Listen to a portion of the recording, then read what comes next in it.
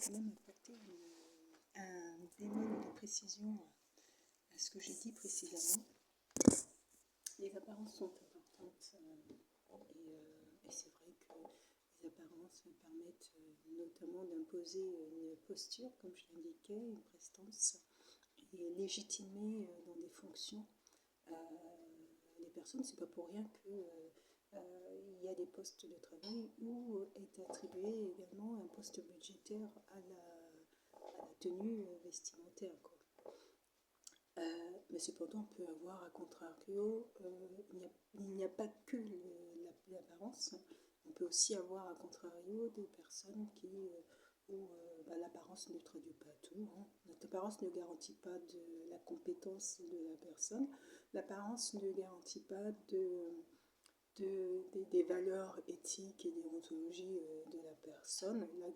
L'apparence on voit aussi des personnes qui ont parfaitement compris les codes et les rouages de notre société et qui justement, sous couvert d'avoir une apparence qui correspondent, vont pouvoir duper des personnes, justement parce que en fait on va s'arrêter seulement aux apparences et qu'on ne va pas aller chercher plus loin.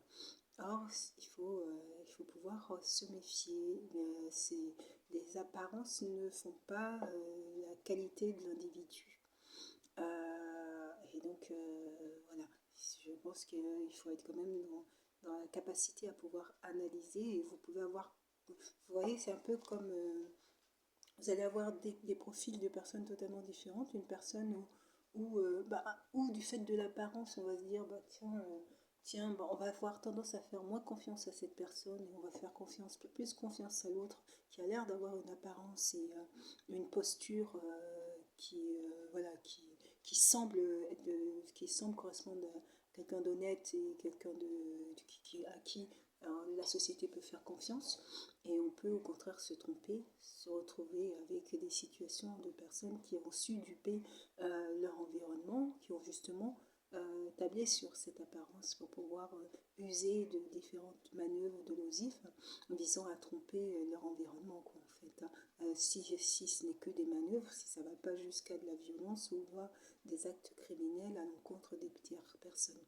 Donc, il faut aussi savoir aussi, il n'y a pas que ça, l'idéal c'est bien sûr d'allier non seulement l'apparence à des compétences, de super compétences et à des valeurs éthiques et déontologiques pour avoir bien sûr le professionnel idéal.